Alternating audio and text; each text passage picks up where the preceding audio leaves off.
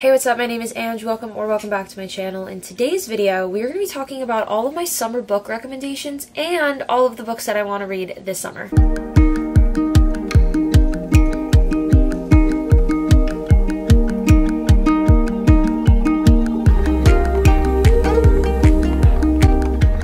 So starting off strong with the books that I recommend to read this summer, it starts off with the Summer I Turned Pretty trilogy by Jenny Han. That is a read for me pretty much every summer because I like to reread it and then watch the show. However, season 3 is not coming out this year, so I'll probably still maybe reread it, but I don't know. I usually reread it every summer since I've started reading it.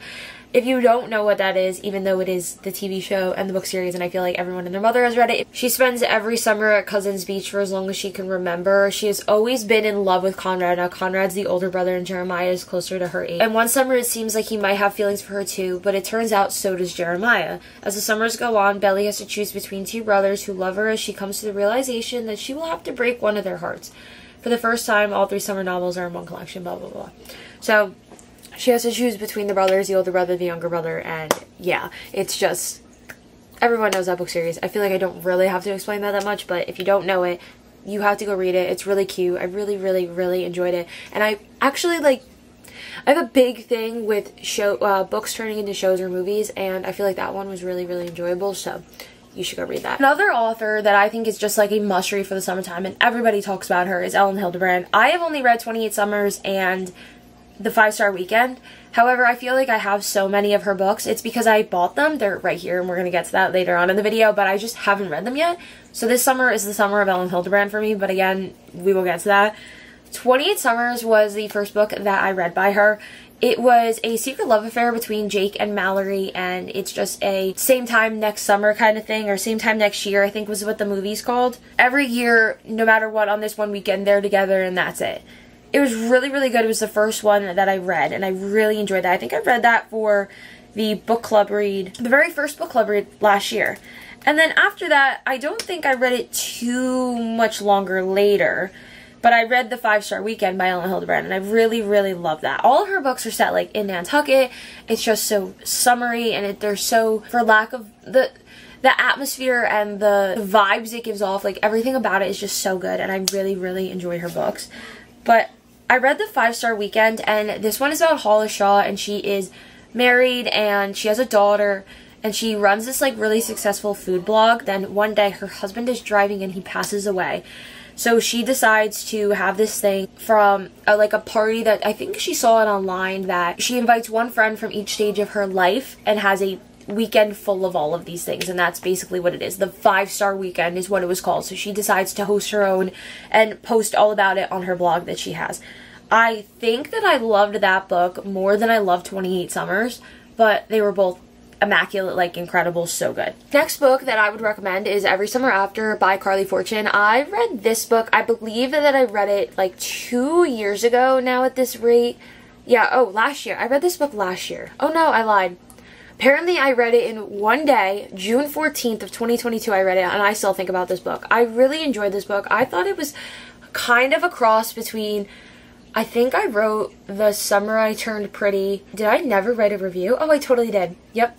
So I wrote that this book was a mix between The Summer I Turned Pretty and Love in Other Words, which were both some of my favorites, especially at that time. So this book follows Persephone, and instead of glittering summers on a lakeshore of her childhood, she spends them in a stylish apartment in the city, going out with friends and keeping everyone a safe distance from her heart, until she receives a call that sends her heart racing back to Barry's Bay and into the orbit of Sam Florrick, the man she never thought she'd have to live without.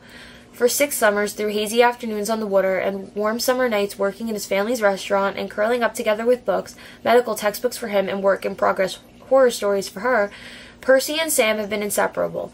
Eventually, their friendship turned into something breathtakingly more before it fell spectacularly apart. Can I talk? No, can't talk. When Percy returns to the lake for Sam's mother's funeral, their connection is undeniable as it had always been. But until Percy can confront the decisions she made and the years she spent punishing herself for them, they'll never know whether their love might be bigger than the biggest mistakes of their past. Told over the course of 6 years and 1 weekend, it's a big, sweeping, nostalgic look at love and the people and choices that mark us forever. I really enjoyed that one. Do I remember too much of it? No. However, when you read it, you understand why I thought that it was a mix between The Summer I Turned Pretty and Love in Other Words. So the next author that I think is really good for summer reads, and this is more like a younger one, is Jenna Evans Welch. I read Love and Gelato, Love and Luck, and Love and Olives, and I thought they were all super good. Love and Gelato was the first book. I believe that this is like the one that like got me back into reading. I saw it one day and I was like, oh, that's so cute. They're mostly about like traveling. So Love and Gelato is the first book, and that one goes to Italy. Love and Luck is in Ireland, and then Love and Olives is in Greece. They're just super cute. They're really big books, like they're really thick. I think Love and Luck is the smallest one. That's book 2, but they're really, really cute. I really enjoyed them. I thought that they were young, but they were good. And again, there was something that got me into reading, and they're very summery and like vacation-y and stuff like that. Like they're just really cute, and I really enjoyed them. Another book series that I recommend is the Avalon Bay series by Elle Kennedy. That is Good Girl Complex, Bad Girl Reputation, and The Summer Girl. I'm currently reading The Summer Girl, so no feedback on that one yet. I'm only like 6 or 7 chapters in, but so far I am really enjoying it. It gives me kind of Outer Banks vibes in the instance where you have like the working class, like the local folk, and then you have the tourists and the rich kids who come in and like kind of take over. I kind of get that because that's how it is kind of where I live, so I really do enjoy reading that. Easy summer romance read. Like it's nothing too drastic, nothing too deep. They're just cutesy books to just sit and read on the beach, and that's kind of what I'm going for with all of these recommendations. It's nothing too crazy or deep. It's just summer romances or Somerset books and stuff like that. But that's it for my summer book recommendations. Honestly, when I was making this list, I feel like I don't read things that are set just in the summertime, except for like Ellen Hildebrand or stuff like that. But I didn't have too many recommendations. My taste has really changed since last year when I made this video. I felt like it was a lot easier for me to pick out books. However, this year I kind of wanted to just do easier ones, if that makes sense. I wanted to say the ones that maybe I would reread this year, and those are all of them. And it's very drastic. You have like Ellen Hildebrand, and then you have like Love and Gelato, and they're very like drastically different books. However, I would reread both of them. That is all of my recommendations for this year. I'm hoping next year to have so many more, especially because, again, like I said earlier on in the video, this is a Ellen Hildebrand summer for me, so I'm super excited to read all of those. But now for all the books that I definitely want to read this summer, and I kind of kept this into the summery books portion because there's so many books that I want to read soon. However, I wanted to just keep this very summery type of video. So what I really want to read, right? So I have a stack here, but I'll just go through the list. Starting off with Wildfire by Hannah Grace. This is the second book in the Maple Hill series. I think this is book 2. It's on TBR after TBR after TBR. Have I read it? No. But they're summer camp counselors, so I feel like now is the perfect time. It says it only takes one spark. At a party celebrating the end of the academic year, Maple Hill students Russ Callaghan and Aurora Roberts have a passionate one-night stand. Never one to overstay her welcome or expect much from a man, Aurora slips away before Russ even has the chance to ask her for her full name. Days later, they run into each other in their new jobs as summer camp counselors, hoping to escape their complicated home lives. Russ knows breaking the camp's strict no-staff fraternizing rule will have him heading back to Maple Hills before the summer is over. But unfortunately for him, Aurora has never been very good at caring about the rules. I have to read this summer. This is a must. I refuse to let it go by like another however long before I read this book since I bought it so long ago. This will be read this summer. Mark my words. So that's book number 1. The next book is actually a book club read. This is my June book club read, so you will see that very soon. But it is One Italian Summer by Rebecca Searle. Sorry, don't know how to pronounce the name. This one says, when her mother dies, Katie Silver is left reeling. Carol wasn't just her mom, she was Katie's best friend in her first phone call. Carol had all the answers. To make matters worse, the mother-daughter trip of a lifetime looms. 2 weeks in Positano? Oh god, I'm Italian and I can't even read it. Following the very same route Carol did as a young woman. Katie had been waiting years for Carol to take her, and now suddenly she is faced with going on this adventure alone. But as soon as Katie steps foot on the Amalfi Coast, things begin to change. She is buoyed by the stunning cliffsides, incredible food, and charming hotel staff. But then the impossible happens. Carol appears for real, in the flesh, healthy and suntanned, and 30 years old. Katie doesn't understand what is happening, or how. But over the course of her time in Italy, Katie gets to know Carol in this new form, and soon she must reconcile the mother she had loved with the young woman she is meeting for the very first time. One Italian Summer is a transcendent novel about how we move on after great loss and how the people we love never truly leave us. I'm super excited for this one. I think it's going to break my heart because of course it is, but I can't wait to read this and really talk with my friends about this one because I think it's just going to be so good. This is a must-have. This will be read in the month of June. So almost all of the books are Ellen Hildebrand, so I'm going to jump to one that isn't, and then we're going to go through the 4 more that I have on here that are Ellen Hildebrand. I bought this in 2021, 2022. It is Mary Jane by Jessica Anya Blau. Sorry, I butcher names here. If you are new here, you don't know that. I butcher names here. I bought this. I remember I bought this at Target like 2 years ago, 3 years ago at this point, but I have to read it. Summer books. Let's get them off the TBR card. In 1970s Baltimore, 14-year-old Mary Jane loves cooking with her mother, singing in her church choir, and enjoying Broadway show tunes of the month albums. Quiet and compliant, she's glad when she lands a summer job as a nanny for the daughter of a local doctor. A respectable job, Mary Jane's mother says, in a respectable house. This house may look respectable on the outside, but inside it's literal and figurative mess. Clutter on every surface, impeachment now more than ever, bumper stickers on the doors, takeout for dinner. Even more troublesome were Mary Jane's mother to find out the doctor is a psychiatrist who has taken in a famous rock star and his movie star wife for the summer so that the rock star can get clean. Mary Jane introduces her new household to crisply ironed clothes, milk that hasn't spoiled, and a family dinner schedule. In return, she has a front row seat to a world of something, drugs, rock music, and group therapy. Caught between the lifestyle she's always known and the future she's only just realized is possible, Mary Jane will arrive in September with a new idea about what she wants out of life and what kind of person she's going to be. Never ended up picking this one up. Do you want to know why? I don't even know why, so I can't even tell you. However, this will be read this summer. I refuse to let it go another summer without reading it. We are not allowing books to stay on the TBR cart for longer, or at least this long, anymore. I would read that. Moving on to the Ellen Hildebrand books that I have on my cart. I have 4 here. So, starting off, I have the Hotel Nantucket, which I feel like everyone has read. I haven't read it.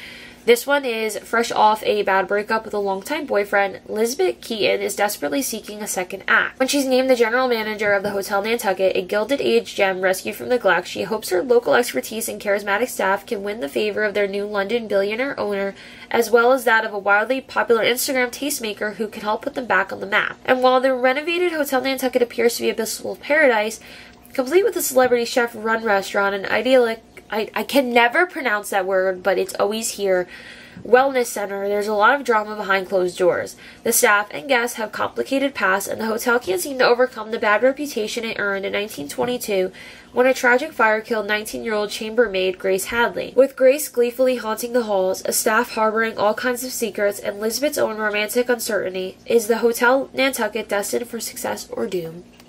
I remember this one was the ghost one. I talked about this one in my last year's video, however, I still didn't get to it. But we're going to, I promise, we're going to do it. Next is Ellen Hildebrand's The Perfect Couple.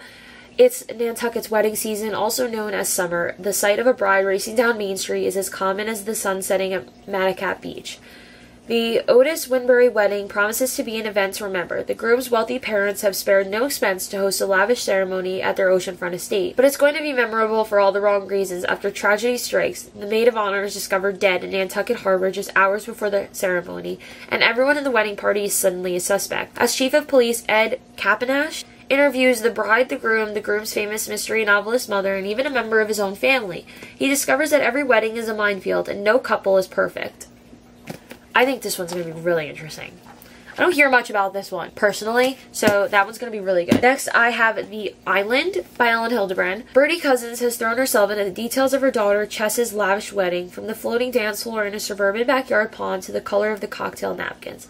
A woman who prides herself on preparing for every possibility, Bertie could never have predicted the late-night phone call from Chess abruptly announcing that the engagement is off. It's only the first hint of what will be a summer of upheavals and revelations. With Chess in a tailspin of despair, Bertie enlists the help of her younger daughter, Tate, and her own sister, India. Soon, all four are headed for the beautiful rustic Tuckernuck Island off the coast of Nantucket, where their family has summered for generations. No phones, no television, no grocery store. A place without distractions where they can escape their troubles. But throw sisters, daughters, and their secrets onto a remote island, and a peaceful vacation becomes much more. Truths are uncovered, old loves rekindled, and new loves forged. Also, don't ever hear literally anything about this, but I bought it. I'm pretty sure that this was like Target, like buy 2, get 2, 20% off. It was totally one of those deals when I bought all of these, so another one. And last but not least, the last Ellen Hildebrand novel and the last book on this, and there's something on this. This is, oh, apparently it's from Walmart for $20, but there was just something on the book, is The Rumor by Ellen Hildebrand. This is totally got this, like, from somebody. This one says, Madeline King and Grace I can never pronounce name, and Grace something are best friends and envy of Nantucket for their perfect marriages, their beautiful kids, their Saturday night double dates with their devoted husbands. But this summer, something's changed, and there's anything Nantucket likes better than cocktails on the beach at sunset. It's a good rumor. And rumor has it that Madeline, novelist, is battling writer's block with the deadline looming, bills piling up, and blank pages driving her to desperation and a desperately bad decision.